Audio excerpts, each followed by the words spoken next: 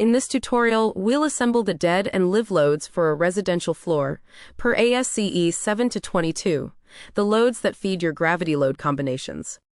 From the dashboard, add the dead and live loads module. It opens empty.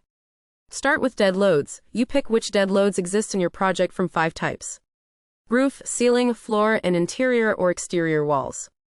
Check floor dead load and a floor assembly is added. Each assembly starts from a light, typical, or heavy preset, or you can edit any line to make it your own. We'll use typical, about 15 psf. You can also add any material straight from ASCE 7-22 Table C3.1-1a, the full catalog, organized by category. Collapse the section, and the dead loads are captured in a blue summary. Now the live loads.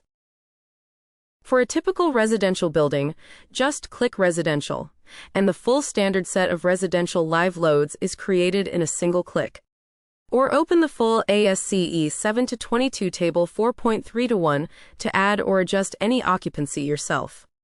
Collapse the section, and the residential live loads are captured in the blue summary.